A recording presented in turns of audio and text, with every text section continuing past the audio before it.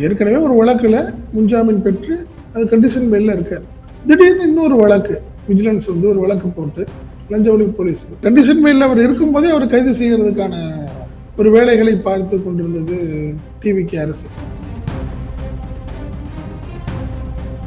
அவர் அதை சொல்றார், டிஸ்கஷன் இருந்ததுனால ஒரு 5 நாள் ரிலாக்ஸேஷன் கேட்டிருந்தேன், ஆனா தீர்ப்பு உடனே வந்துட்டதுனால இன்னைக்கு நான் வந்துட்டேன் அப்படின்னு ஒரு விஷயத்த சொல்றாரு. இந்த புதிய வழக்குல ஏற்கனவே 2 பேரை அரெஸ்ட் பண்ணியிருக்காங்களே அப்படின்னு நிருபர்கள் கேட்கும்போது தான் ஒரு வார்த்தை சொன்னாரு. ஆமா, 2 பேரும் அரெஸ்ட் பண்ணாங்க, அந்த அரெஸ்ட்ல ஒருத்தருடைய பேரே இல்லை.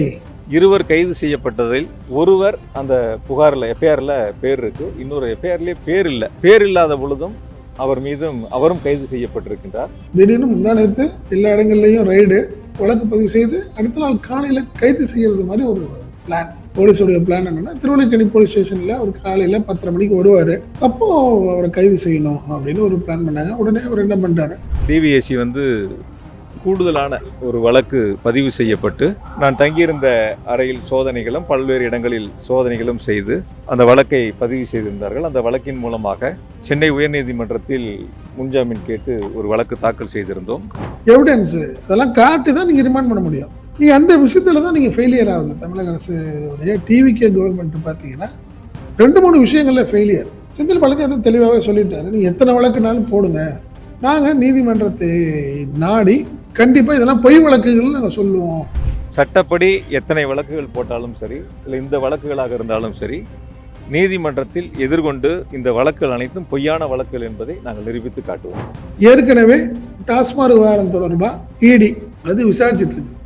இந்த நிலையில நம்மளும் அதே விஷயத்தை எடுத்து கையில் எடுத்து பண்ணா நம்மளுக்கு பிஜேபி சப்போர்ட் பண்ணும், அதாவது மத்திய அரசு சப்போர்ட் பண்ணுங்கிறது தான் ஒரு மிகப்பெரிய ஒரு ஆர்வத்துல டிவிகே கவர்மெண்ட் அதை முயற்சி பண்ணுது. கோர்ட்டு ஒத்துழைக்குமா?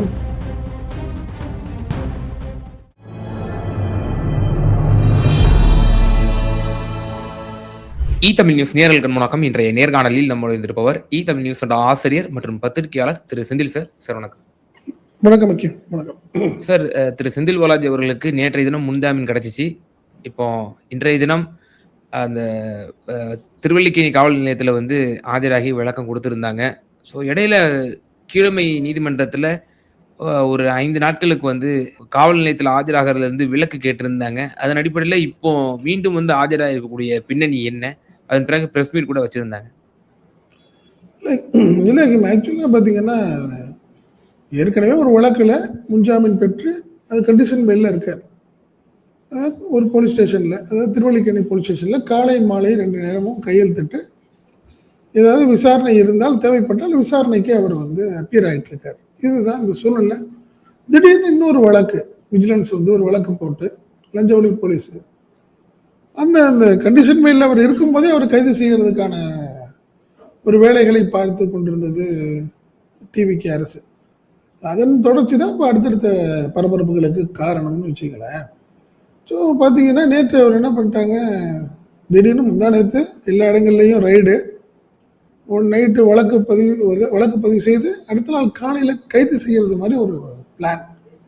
போலீஸோடைய பிளான் என்னன்னா, திருவள்ளிக்கேணி போலீஸ் ஸ்டேஷனில் அவர் காலையில் 10:30 மணிக்கு வருவார், அப்போ அவரை கைது செய்யணும் அப்படின்னு ஒரு பிளான் பண்ணாங்க. உடனே அவர் என்ன பண்ணிட்டாரு, உயர்நீதிமன்றத்தில் முதல்ல மனு தாக்கல் செய்திருந்தாரு முன்ஜாமீன் கேட்டு. எந்த வழக்கில்? 41 இடங்களில் லஞ்ச ஒழிப்பு போலீசார் நடத்திய டாஸ்மாக் முறைகேடு சம்பந்தமான. அப்போ தொடர்ச்சியாக பார்த்தீங்கன்னா என்ன பண்ணுச்சுன்னா, அன்எக்ஸ்பெக்டடா சென்னை உயர்நீதிமன்றம் முன்ஜாமீன் தர வாய்ப்பு இல்லை, நீங்கள் வந்து போலீஸார் உங்கள்கிட்ட விசாரிக்க வேண்டிய விஷயங்கள் இருக்கு அப்படின்னு ஒரு விஷயத்த சொல்லிடுச்சு. அதனால தான் அடுத்த கட்டம் பிரச்சனை ஆயிடுச்சுன்னு வச்சுக்கோங்க. அவர் உடனே உச்சநீதிமன்றத்தில் உடனே மனு தாக்கல் செய்தார்.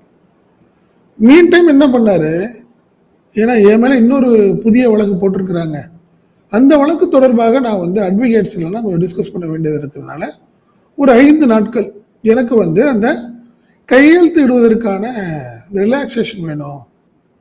நான் கரெக்டாக அந்த 10:30 மணிக்கு வந்துட்டு மீண்டும் சாயங்காலம் 5:30 மணிக்கு நான் வந்து கையெழுத்து போடுறதுக்கு எனக்கு இயலாமையில் இருக்கிறேன். அதனால எனக்கு வந்து ஒரு 4 நாட்கள் 5 நாட்கள் எனக்கு வந்து ஒரு பர்மிஷன் கொடுக்கணும். கண்டிஷன் பெயில நான் வந்து ஒபே பண்ண தயாராக இருக்கேன், நான் வந்து கையெழுத்திட மாட்டேன்லாம் சொல்லலை. பட் எனக்கு ஒரு 4 நாட்கள் எனக்கு தேவைப்படுது, நான் டிஸ்கஸ் பண்ணணும், எனக்கு அட்வொகேட்ஸோட பேச வேண்டியது இருக்குது. ஏன்னா அட்வொகேட்டு வந்து வைக்கும் இங்கே சென்னையில் அவங்க நம்மளுக்காக வர மாட்டாங்க. நம்ம டெல்லிக்கு போகலாம்.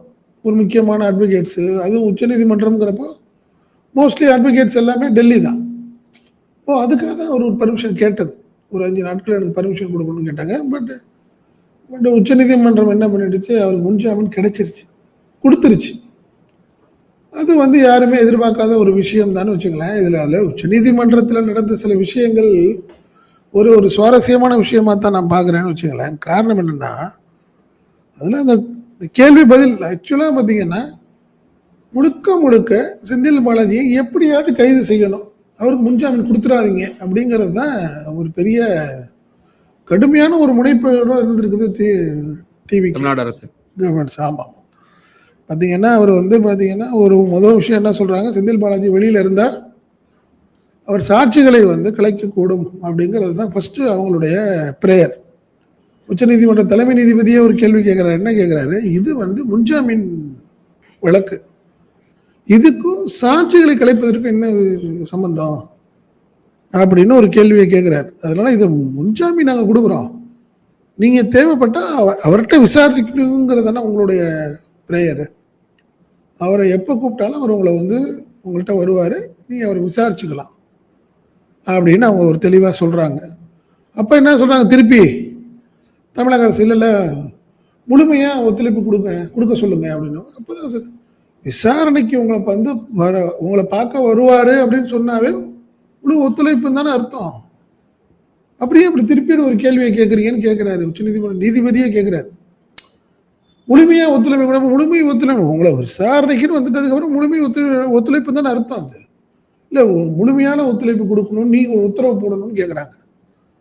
அப்பையும் நீதிபதி இல்லை உங்கள்கிட்ட விசாரிக்க வருவார், நீங்கள் எப்போ கூப்பிட்டாலும் விசாரணைக்கு வருவார், அவர் வரலன்னா நீங்கள் வந்து எங்களை வந்து பாருங்கள், உச்சநீதிமன்றத்துக்கு வாங்கன்னு அவர் சொல்கிறாங்கன்னு வச்சுக்கோங்க. அப்போ தான் என்ன சொல்கிறாங்க, ஒத்துழைப்பு வழங்கவில்லை என்றால் நாங்கள் உங்களை வந்து பார்க்குறோம் அப்படின்னு ஒரு வார்த்தையை கேட்கும்போது நீங்கள் எப்போனாலும் வரலாம், உங்களை யாரும் தடுக்க போகிறதில்லை அப்படின்னு உச்சநீதிமன்ற தலைமை நீதிபதியே அதே வார்த்தையை சொல்ல. உடனே பாஸ்போர்ட்டை ஒப்படைக்க சொல்லுங்கள், வெளிநாடு போகிறதுக்கு வாய்ப்பு இருக்குது அப்படிங்கிறப்போ ஏற்கனவே அவருடைய பாஸ்போர்ட்டு வந்து வேற ஒரு வழக்கில் கோர்ட்டில் தான் இருக்குது, அதனால் நீங்கள் வந்து அதை பற்றிலாம் கவலைப்பட வேணாம், அவர் எங்கேயும் போக மாட்டாருங்கிற வார்த்தையை அவர் சொல்லிட்டார். அதுக்கு அடுத்த ஒரு விஷயம் என்ன சொல்கிறாங்க, முன்ஜாமீனு கேட்டு அவர் ஒரு சொல்கிறார், என் மேலே இதில் எந்த தப்பும் பண்ணலை, என் பேரும் இல்லை, ஏன்ட்டு எந்த மெட்டீரியலும் அவங்க வந்து சீஸ் பண்ணலை, அதனால தான் எனக்கு முன்ஜாமீன் வேணும்னு கேட்குறாரு. யார், செந்தில் பாலாஜி தரப்பில் கேட்கும்போது முன்ஜாமீன் வழங்கிய உச்சநீதிமன்றம் செந்தில் பாலாஜியுடைய இந்த மனு மீது நீங்கள் 4 வாரத்திற்குள் பதிலளிக்கணும்னு சொல்லும்போது அவங்க என்ன சொல்றாங்க, 1 வாரத்திலே பண்ணிடுறோம் உங்களுக்கு அப்படிங்கிறார். தமிழக அரசு இல்லை 1 வாரத்திலே உங்களுக்கு வந்து ரிப்ளை பண்ணிடுறோம் அப்படிங்கிறாங்க. இன்னும் அவ்வளோ உங்களுக்கு வந்து ரொம்ப ஸ்பீடா இருக்கு அப்படிங்கிற 4 வாரம்னு உச்சநீதிமன்றம் டைம் கொடுக்குது, தமிழக அரசு இல்லை 1 வாரத்திலே நாங்கள் வந்து உங்களுக்கு ரிப்ளை பண்ணுறோம் அப்படின்னு. சரி உங்களுக்கு ரிப்ளை கொடுங்க, நீங்கள் 4 வாரம் உங்களுக்கு டைம் கொடுத்துருக்கோம், நீங்கள் 1 வாரம்னாலும் சரி பரவாயில்ல, 2 நாள்னாலும் பரவாயில்ல, 4 வாரங்கிறது எங்களுடைய விஷயம் அப்படின்னு சொல்லி நிப்பாட்டிட்டாங்க. அதில் உச்சநீதிமன்றமே ஒரு ஆச்சரியமாக பார்க்குது, எப்படி அவரை வந்து எப்படியா அரெஸ்ட் பண்ணணுங்கிறதான் ஒரு கடுமையான ஒரு முயற்சியை வந்து தமிழக அரசு நேற்று காலை உச்சநீதிமன்றத்தில் முயற்சி செய்து இருக்கிறது. ஆனால் உண்மையிலே துரதிருஷ்டவசமாக அவங்களுக்கு அந்த முயற்சி கை கொடுக்கவில்லை அப்படிங்கிறது தான் நம்மளுடைய விஷயம். ஒரே ஒரு விஷயம், என்ன காரணம் அப்படின்னு பார்த்தீங்கன்னா, ஏற்கனவே டாஸ்மாக் விவகாரம் தொடர்பாக இடி அது கிட்டத்தட்ட பிஜேபி அரசியுடைய ஒரு ஏஜென்சி அது விசாரிச்சுட்டு இருக்கு. இந்த நிலையில் நம்மளும் அதே விஷயத்தை கையில் எடுத்து பண்ணால் நம்மளுக்கு பிஜேபி சப்போர்ட் பண்ணும், அதாவது மத்திய அரசு சப்போர்ட் பண்ணுங்கிறது தான் ஒரு மிகப்பெரிய ஒரு ஆர்வத்தில் டிவிகே கவர்மெண்ட் அதை முயற்சி பண்ணுது. பிஜேபி அரசு அதுக்கு இன்னும் ஒத்துழைக்கலாம், கோர்ட்டு ஒத்துழைக்குமான்னு தெரியாதுல்ல. ஈடிகிட்ட போய் ப்ரிப்பேர் பண்ணிங்கன்னா ஈடியை உடனே அவங்களுக்கு ஹெல்ப் பண்ணி கொடுக்கும், ஆனால் உச்சநீதிமன்றம் உங்களுக்கு ஹெல்ப் பண்ணி கொடுக்குமான்னு தெரியாதுல்ல. பட் அந்த விதத்தில் கொஞ்சம் ஏமாந்துட்டாங்க டிவிகே கவர்மெண்ட்டு அப்படிங்கிறது தான் என்னுடைய பார்வைன்னு வச்சுக்கல. பட் இன்னைக்கு செந்தில் பாலாஜி வந்து மீண்டும் திருவல்லிக்கேணி போலீஸ் ஸ்டேஷனில் காலையில் வந்து கையெழுத்து போட்டார். கண்டிஷன் பெயிலுக்கு கையெழுத்து போட்டார். அவர்கிட்ட நிருபர்கள் கேட்ட கேள்விகளுக்கு பதில் சொல்றார். ஆமாம், நான் ஒரு ரிலாக்ஸேஷன் கேட்டிருந்தேன் ஒரு 5 நாட்களுக்கு. காரணம் என்னன்னா, என் மேலே இன்னொரு புதிய வழக்கு போட்டு என்னை கைது செய்ய முயற்சி இருந்ததுனால நான் என்ன சொல்கிறேன், இல்லை நான் இது உச்சநீதிமன்றத்தில் ஏற்கனவே உயர்நீதிமன்றம் போனோம், உயர்நீதிமன்றம் ரிஜெக்ட் பண்ணிடுச்சு. அதனால உச்சநீதிமன்றத்துக்கு போகிறதுனால, ஏன்னா அவங்க எதிர்பார்க்கல, செந்தில் பாலாஜி தரப்பு எதிர்பார்க்கல, உடனே அதை எடுத்து உச்சநீதிமன்றம் விசாரித்து உடனே தீர்ப்பு கொடுக்கணும்னு எதிர்பார்க்கல. கண்டிப்பாக பார்த்தீங்கன்னா இது மாதிரி விஷயங்கள்லாம் பார்த்தீங்கன்னா செந்தில் பாலாஜி தரப்புடைய மனு மீது உடனே கவர்மெண்ட் தமிழக அரசு நீங்கள் ரிப்ளை கொடுக்கணும் அப்படின்னு கேட்டு அதுக்கப்புறம் தான் தீர்ப்பு கொடுக்கும். பட் ஆனால் நேற்று வந்து தமிழக அரசுடைய அந்த பதட்டத்தை பார்த்து உச்சநீதிமன்றம் அவருக்கு ஒரு முன்ஜாமீன் கொடுத்துருது. அவர் அதை சொல்கிறார், இந்த முன்ஜாமீன் கேட்டதுக்காக எனக்கு சில டிஸ்கஷன் இருந்ததுனால நான் ஒரு 5 நாள் ரிலாக்ஸேஷன் கேட்டிருந்தேன். ஆனால் தீர்ப்பு உடனே வந்துட்டதுனால இன்னைக்கு நான் வந்துட்டேன் அப்படின்னு ஒரு விஷயத்த சொல்கிறார். இந்த புதிய வழக்கில் ஏற்கனவே 2 பேரை அரெஸ்ட் பண்ணியிருக்காங்களே அப்படின்னு நிருபர்கள் கேட்கும்போது தான் ஒரு வார்த்தை சொல்றாரு. ஆமாம், 2 பேரும் அரெஸ்ட் பண்ணாங்க. அந்த அரெஸ்ட்ல ஒருத்தருடைய பேரே இல்லை. நம்ம இது ஏற்கனவே சொல்ல வைக்கணும். அதில் என்னன்னா, ஏற்கனவே தவேகா எம்எல்ஏக்கள் மீது பேரம் பேசப்பட்ட குதிரை விவகாரத்தில் 2 பேர் கரூரை சேர்ந்த ரமேஷ் அண்ட் கார்த்தி 2 பேர் அரெஸ்ட். அவங்க 2 பேரும் 2 நாட்கள் முன்பு ஜாமீன்ல வெளியே வரும்போது மீண்டும் இந்த வழக்கில் கைது செய்யப்படுறாங்க. இந்த வழக்கில் டாஸ்மார்க் வழக்கில் கைது செய்யப்படுறாங்க. இந்த கைது செய்யப்பட்ட 2 பேர்ல கார்த்திகோட பேர் மட்டும்தான் இருக்கு. அதுல எந்த டாஸ்மார்க் முறைகேடு வழக்கில் கார்த்திக்குடைய பேர் மட்டும்தான் இருக்கு. ரமேஷுடைய பேரே அதுல இல்லை. ஆனா அந்த 2 பேரையுமே கைது செஞ்சு கோர்ட்ல ஆஜர்படுத்தி அந்த வழக்கில் பண்ணிட்டாங்கன்னு வச்சுக்கோங்களேன், ரிமாண்ட் பண்ணிட்டாங்க. அதுதான் செந்தில் பாலாஜி நீங்க பெயர் குறிப்பிடாம பேசினார். அந்த பெயர் நம்ம சொல்றோம், கார்த்திக் அண்ட் ரமேஷ். கார்த்திக்குடைய பெயர் ஏற்கனவே எஃப்ஐஆர்ல இருக்கு, ரமேஷ் பெயர் இல்லை. ஆனாலும் கைது செய்து உள்ள கொண்டு போயிட்டாங்க. பட் அவங்க ஈஸியா பண்ணிடலாம். என்ன காரணம்னா, ஏற்கனவே 6 பேர் பெயர் தெரிந்த 6 பேருன்றாங்க. அதில் செந்தில் பாலாஜி, விசாகன் ஐஏஎஸ், அதில் கார்த்திக் பேரெல்லாம் வருது. அதில் மற்றும் சிலர் அப்படின்னு போட்டிருப்பாங்க. அந்த மற்றும் சிலரில் ரமேஷை கொண்டு போய் சேர்த்துட்டாங்கன்னு வச்சுங்க, முடிஞ்சிருச்சு. இப்போ செந்தில் பாலாஜி இன்னும் ஒரு விஷயம், 2-3 இதில் சில விஷயங்கள் இருக்கு அப்படின்னு அவர் முழுசாக சொல்லலை. அது நம்ம ஏற்கனவே பேசணும். என்ன விஷயம், ஈடியோடைய அஃபிடவிட்டில் உள்ள விஷயங்கள் அப்படியே நம்ம லஞ்ச ஒழிப்பு போட்ட எஃப்ஐஆர்ல இருக்கு அப்படிங்கிறத நம்ம ஏற்கனவே குறிப்பிட்டு சொன்னோம். இப்பயும் கூட சில அட்வொகேட்ஸ் என்ன சொல்றாங்கன்னா, ஏற்கனவே ஒரு விசாரணை ஏஜென்சி தாக்கல் செய்த அஃபிடவிட்ல உள்ள விஷயத்தை அப்படியே எடுத்து என்ன சொல்றாங்க, வார்த்தையை கூட மாறாம அந்த பெயரெல்லாம் அந்த எல்லாத்தையும் வைத்து இன்னொரு ஏஜென்சி, விசாரணை ஏஜென்சி எஃப்ஐஆர் போட முடியாது. அதுதான் செந்தில் பாலாஜி இப்போ என்ன சொல்ல வராரு. இல்லை, அதில் நிறைய கேள்விகள் இருக்கு. அது சம்மந்தமாக நான் வந்து அட்வொகேட்ஸை டிஸ்கஸ் பண்ணிட்டு நான் வந்து நீதிமன்றத்துக்கு போறோம்னு சொல்றாரு. இப்ப காலப்போக்கில் அந்த எஃப்ஐஆர் வந்து ஸ்குவாஷ் பண்ணணும்னு சொல்லி நீதிமன்றம் அது நடக்கும். அடுத்த கட்டத்துக்கு உச்ச நீதிமன்றத்துக்கு போறாங்க.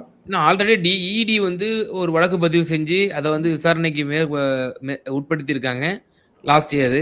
ஸோ அதுவுமே வந்து சுப்ரீம் கோர்ட்ல இருக்கு, தடை வாங்கியிருக்காங்க. அதுவும் நம்ம பார்க்கிறோம். இப்போ அதே எஃப்ஐஆர் அடிப்படையில வேற ஒரு தமிழ்நாடு அரசின் கீழ் இருக்கக்கூடிய இயந்திரமா இருக்கக்கூடிய டிவிஎஸ்சி ஒரு வழக்கு பதிவு செய்து இப்படி கைது நடவடிக்கை வந்து விஷயம். இப்போ வந்து உச்ச நீதிமன்றத்துக்கு செந்தில் பாலாஜி தரப்பு போறாங்க. காரணம் என்னன்னா, நீ ஏற்கனவே இடி ஒரு அஃபிடவிட் போட்டது, அந்த அஃபிடவிட்ல உள்ள அப்படியே சாராம்சம் மட்டும் இல்லை, வார்த்தைகள் கூட மாறாம இருக்கு எஃப்ஐஆர்ல. லஞ்ச ஒழிப்பு போலீஸ் போட்ட அந்த எஃப்ஐஆர்ல இருக்கு அப்படிங்கிற 2 கம்பேரிசனையும் எடுத்து உச்சநீதிமன்றத்துக்கு போறாங்க செந்தில் பாலாஜி தரப்பு. அப்போ இந்த நீதிமன்றம் அப்போ லஞ்ச ஒழிப்பு போலீஸார் பதிவு செய்யப்பட்ட அந்த எஃப்ஐஆரை ரத்து செய்யணும்னு போய் கேட்க போறாங்க. அப்போ வந்து லஞ்ச ஒழிப்பு போலீஸ் என்ன பதில் சொல்ல போகுது? அவங்க அதான் ஒரே விஷயம், சிம்பிள் திங். ஏற்கனவே பிஜேபி தரப்பு செந்தில் பாலாஜியை ஒரு கார்னர் பண்ணிக்கிட்டு இருக்கு. அவங்களோட சேர்ந்து நம்மளும் சேர்ந்து இந்த ஒரு கார்னர் பண்ணோம்னா நம்மளுக்கு ஈஸியாக இருக்கும்ங்கிறது தான் அவங்க டிவிகே கவர்மெண்ட்டோடைய ஒரு அசம்ஷன், அவங்களுடைய முயற்சி. பட் நீதிமன்றம் அந்த முயற்சிக்கு ஒத்துழைக்கலை. உச்சநீதிமன்றம் அவங்க அதை உள்வாங்கிக்கலை. அவங்க விஷயம் இல்லை முன்ஜாமீனுக்கும் நீங்கள் வந்து சாட்சிகளை கலைக்கிறதுங்கிறது சொல்கிறதுக்கு சம்மந்தமே இல்லை. தாராளமாக நீங்கள் எப்போனாலும் அவரை கூப்பிட்டு விசாரிச்சுக்கங்க, அவர் உங்களுக்கு ஒத்துழைப்பார். ஒத்துழைக்கலைன்னா எங்கள்கிட்ட வாங்க. கைது செய்து தான் ஒருத்தரை விசாரிக்கணுங்கிற அவசியம் கிடையாது. ஹக்கீம், பொதுவாக கேட்குறேன். ஒரு எம்எல்ஏ, அவர் முன்னாள் அமைச்சர், ஏற்கனவே பாஸ்போர்ட்டும் இருக்கு, எங்கேயும் போகிறதுக்கு வாய்ப்பு இல்லை. நீங்கள் சம்மன் கொடுத்து தாராளமாக விசாரிக்கலாம் ஹக்கீம். அதில் அவங்க என்ன அரெஸ்ட் பண்ணி அவர் அசிங்கப்படுத்தணும். நம்ம அதுதானே திருப்பி ஆரம்பத்திலிருந்து சொல்லணும்னா, கைது செய்ய துடிக்கிறதுக்கு ஏன் காரணம் என்னன்னா சட்டமன்றம் கொடுத்துட்டு வருது, ஆமாம் காட்டணும், கைது செய்யணுங்கிறது தான். இந்த அவசரம் தான் இன்னைக்கு அவங்களுக்கு பெரிய சறுக்கலை ஏற்படுத்தியிருக்கு. லஞ்ச ஒழிப்பு போலீஸாருக்கு இந்த அவசரம் தான். நீங்க இந்த விஷயத்துல பாருங்க, நீங்க கார்த்திக் என்று ரமேஷையே பாருங்களேன். கார்த்திக் பேர் இருக்கு, ரமேஷ் பேரே இல்லை. இருந்தாலும் கூட 2 பேரையும் அரெஸ்ட் பண்ணி கொண்டு போய், காரணம் எதுக்காக அவசரப்பட்டு அரெஸ்ட் பண்றாங்கன்னா உச்சநீதிமன்றத்தில் சொல்றதுக்காக. ஏற்கனவே 2 பேர் அரெஸ்ட் பண்ணிட்டோம், இந்த வழக்கில் நிறைய முகாந்திரங்கள் இருக்கு, அதனால செந்தில் பாலாஜியை நாங்கள் கைது செய்யணுங்கிறதுக்கு தான் அவங்க அது அவசரமாக நைட்டோட நைட்டாக அந்த சிறை வாசலே கைது செய்ததுக்கு அதுதான் ஒரு காரணம். புரியுதுங்களா? நீங்கள் அதை எல்லாத்தையுமே அவங்க வந்து ஒரு இந்த பரபரப்பு, இந்த பதட்டம், அதுதான் இன்னைக்கு அவங்களுக்கு ஒரு சறுக்கலாக இருக்குது. அதே போல இந்த ஸ்டேஷன்ல கொடுத்த இந்த பிரஸ் மீட்ல எவ்வளவோ மக்கள் பிரச்சனைகள் இருக்கு. அத மக்கள் குறைகளை வந்து தீர்த்து வைக்கிறதுக்கு இந்த அரசு முயற்சிக்கலாம். ஆனா திமுகவுடைய முன்னாள் அமைச்சர்கள் மீது வழக்கு போடுறதெல்லாம் ரொம்ப தீவிரம் காட்டுறாங்க இந்த அரசு அப்படிங்கிறத சுட்டி காட்டியிருந்தாரு. இனி எத்தனை வழக்குகள் போட்டாலும் நம்ம வந்து அது பொய் வழக்கு அப்படின்னு சொல்லி நாம நீதிமன்றம் வாயிலாக வந்து நிரூபிப்போம் அப்படின்ற விஷயம் சொல்லி.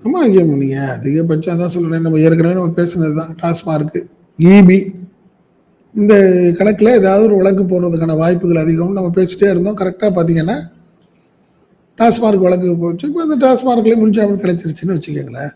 உண்மையிலேயே இப்போ தண்ணி பிரச்சனை பெரிய லெவலில் போயிட்டுருக்கு. நீங்கள் திருச்சியிலலாம் எடுத்துக்கிட்டிங்கன்னா 3 நாளுக்கு ஒரு முறை தான் தண்ணீர் அப்படிங்கிற ஒரு நிலை வந்து மாநகராட்சி வந்துருச்சு. நீங்கள் எல்லா இடத்துலையும் கிட்டத்தட்ட தண்ணீர் பஞ்சம் வர்றதுக்கான வாய்ப்பு அதிகமாகும். எங்களுக்கெல்லாம் திருச்சி டெல்டா மாவட்டங்களுக்குள்ள பெரிய சோர்ஸ் காவேரி வறண்டுருச்சு. நிலத்தடி மட்டும் கீழே குறைஞ்சிருச்சு உங்களுக்கு. ஸோ ஆட்டோமேட்டிக்காக குடிநீர் பிரச்சனை பெரிய லெவலில் இருக்கும். மழையும் இன்னும் பெருசாக இல்லை. குறிப்பிட்ட சில மாவட்டங்களை தவிர வேற எங்கேயும் மழை இல்லை. ஸோ இந்த பிரச்சனைகள்லாம் இருக்குது.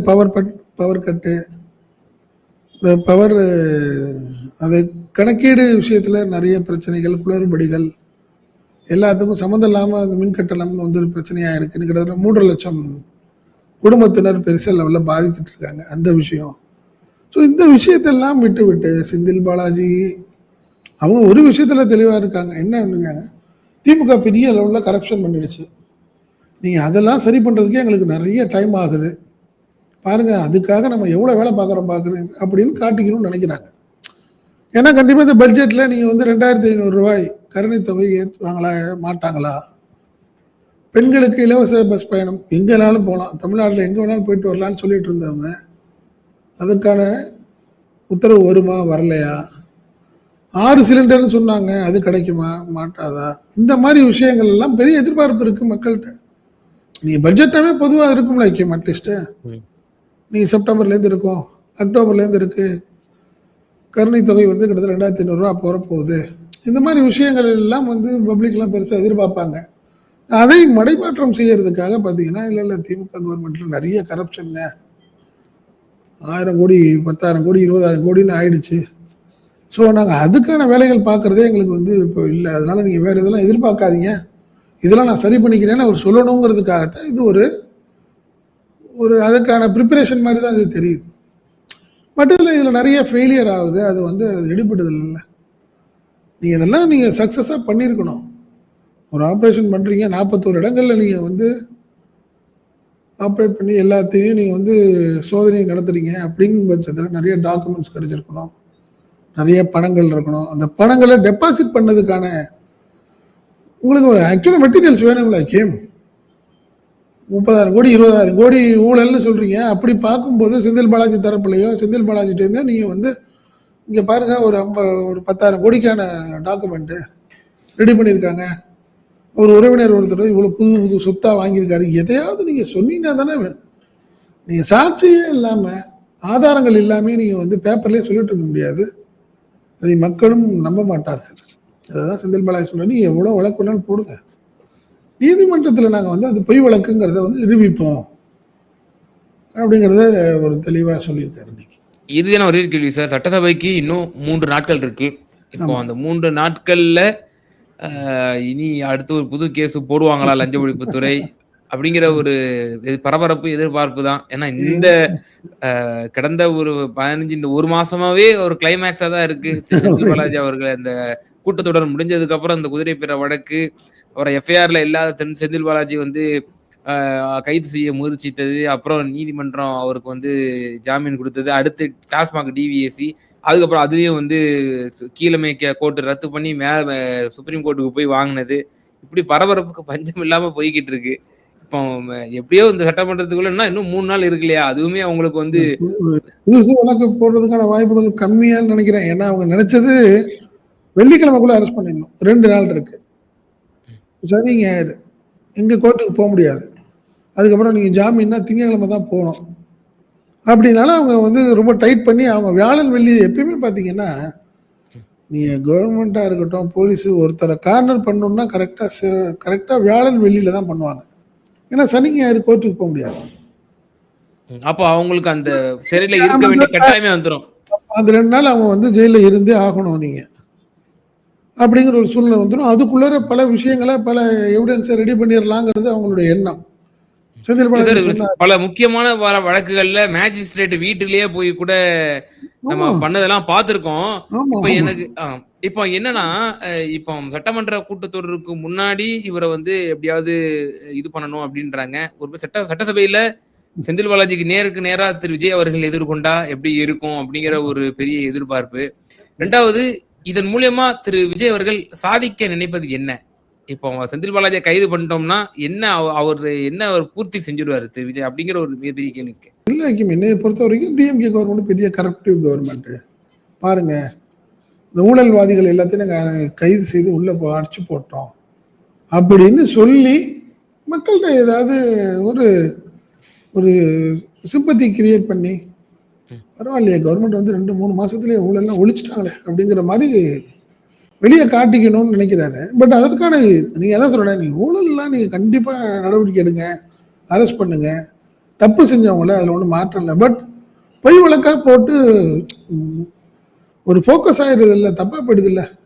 இப்போ நீங்கள் நீதிமன்றம் நீங்கள் ஃபஸ்ட்டு வழக்கு போட்டீங்க, தேவைக்கா எம்எல்ஏக்கள் குதிரை பேர வழக்கில் வந்து செந்தில் பாலாஜி வந்து இது மாதிரி 35 கோடி பேரம் பேசினாரு அப்படின்னு பிடிச்சிங்க. பட்டு அதில் எந்த எவிடன்ஸ் இல்லாமல் உயர்நீதிமன்றமே உங்களுக்கு வந்து முன்ஜாமீன் கொடுத்தது. இப்போ நீங்கள் அடுத்தது பார்த்தீங்கன்னா டாஸ்மார்க் முறைகேடுகள் 100 கோடி ரூபா வந்து பெரிய லெவலில் நடந்துருச்சு, அதில் செந்தில் பாலாஜியோட பேர்னு சொல்லி அவரை எஃப்ஐஆரில் சேர்த்து அப்போ அவர் உச்சநீதிமன்றம் போகிறாரு. உச்சநீதிமன்றம் தெளிவாக சொல்லிடுச்சு, அப்படியா எதாக இருந்தாலும் கூப்பிட்டு விசாரிங்க, மற்றபடி மெட்டீரியலாக நீங்கள் எந்த ஆதாரமும் இதில் இல்லை, அதனால் நீங்கள் கைது செய்ய முடியாது அவரை. இப்படி விசாரணை தாராளமாக நடத்தலாம், நீங்கள் எப்போனாலும் கூப்பிட்டு அவர் விசாரிச்சுக்கோங்க, ஆனால் கைது செய்து தான் விசாரிக்கணுங்கிறதுக்கான எந்த முகாந்திரமும் உங்களுடைய விஷயத்தில் இல்லைன்னு தெளிவாக அதுவும் சொல்லிடுச்சு. ஸோ நீங்கள் அப்படி ஒரு பார்க்கும்போது பார்த்தீங்கன்னா பப்ளிக் எல்லாத்துக்கும் தெரியல. நீங்கள் ஒரு வேணினே ஒரு குறிப்பிட்ட நபரை கார்னர் செய்து மிரட்டி இப்போ போலீசார் கைது செய்யணும் அப்படின்னு நினைச்சிட்டாங்கன்னா நிச்சயமா அவர் கைது செஞ்சிடலாம். ஆனா அது நீதிமன்றத்துக்கு போய் பிறகு சார்ஜ் ஷீட்டே போட முடியாத அளவுக்கு அவர் இப்ப ஏன்னா உதாரணத்துக்கு 2001 கலைஞர் அரெஸ்ட், அதுக்கு அவர் சம்பந்தமே கிடையாது, அது மேயர்கிட்ட போய் கேட்க வேண்டிய விவகாரம், அந்த மேம்பாலம் போட்ட விவகாரத்துல. அதுதான் கலைஞர் வந்த போலீசார்ட்டே கேட்டாரு. அப்போ அது திட்டமிடப்பட்டே அவர் வந்து கைது செய்யப்பட்டு பிறகு அது பெயிலு கூட போடல கலைஞர், நான் திட்டமிட்டே இருக்கிறேன் உள்ள இருக்கிறேன் அப்படின்ட்டாரு. அப்பதான் வந்து திமுக நாடே கொந்தளிக்கும் அப்படிங்கிற மாதிரிட்டு அது வந்து ஒரு நல்ல டாக்டிக்ஸ் பண்ணாரு. இப்போ காவல்துறை நினைச்சா கைது செய்யணும்னு நினைச்சா கைது செஞ்சிரும். பட் ஆனா சட்டத்துல நீங்க அதான் சொல்றேன், கைது செய்யலாம், ரிமாண்ட் பண்ண முடியுமா? அப்ப அசோக் குமார்னு மேஜிஸ்ட்ரேட் தான் கேட்டார். ஓ, முதலமைச்சர் அவர் எந்த டாக்குமெண்ட்ல கையெழுத்து போட்டாலும் அவர் தான் காரணமா? என்ன நடந்துச்சுன்னு உங்களுக்கு தெரியுமா? அதுக்கு எத்தனை ஸ்டெப் இருக்கு தெரியுமா? அதுல மற்ற யாருமே அரெஸ்ட் இல்லாம அவரை மட்டும் அரெஸ்ட் பண்ணிட்டு வரீங்களேன்னு லஞ்ச ஒழிப்பு போலீஸாரை பார்த்து கேட்டு அனுப்பி விட்டார். உடனே இம்மிடியட்டா அனுப்பிட்டாங்கன்னு வச்சுங்களேன். அதே மாதிரி தான் இந்த விஷயமும். நீங்க அரெஸ்ட் பண்ணலாம். நைட்டு ஒன்றும் இல்லை, அவர் இப்போ இங்கே வந்து சென்னையில் மேரிஸ் ஹோட்டலில் தான் தங்கியிருக்கார் செந்தில் பாலாஜி. நீங்கள் கைது செய்யலாம், 24 மணி நேரத்துக்குள்ள ரிமாண்ட் பண்ணி ஆகணும். ரிமாண்ட் பண்ணும்போது அதுக்கு டாக்குமெண்ட் வேணும்ல ஐக்கியம், மெட்டீரியல்னு சொல்கிறாங்க. நீங்கள் வந்து பார்த்தீங்கன்னா நீதிமன்ற மொழியில் சொல்லணும்னா மெட்டீரியல்ஸு, எவிடன்ஸு அதெல்லாம் காட்டி தான் நீங்கள் ரிமாண்ட் பண்ண முடியும். நீங்கள் அந்த விஷயத்தில் தான் நீங்கள் ஃபெயிலியர் ஆகுது. தமிழக அரசுடைய டிவிகே கவர்மெண்ட் பார்த்தீங்கன்னா 2-3 விஷயங்களில் ஃபெயிலியர். அதுதான் வச்சுக்கலாம். பட் அதுதான் இன்னைக்கு வந்து செந்தில் பாலாஜி அதை தெளிவாகவே சொல்லிட்டாரு. நீங்கள் எத்தனை வழக்குனாலும் போடுங்க, நாங்கள் நீதிமன்றத்தை நாடி கண்டிப்பாக இதெல்லாம் பொய் வழக்குகள் நாங்கள் சொல்லுவோம் அப்படின்னு அவர் சொல்லியிருக்காரு. நிச்சயமா சார், பல்வேறு விவகாரங்கள்ல எங்கள் நேயர்களுக்கு ரொம்ப தெளிவாக உங்களோட கருத்துக்களை பகிர்ந்தீங்க. ரொம்ப நன்றி. நன்றி அக்கியம்.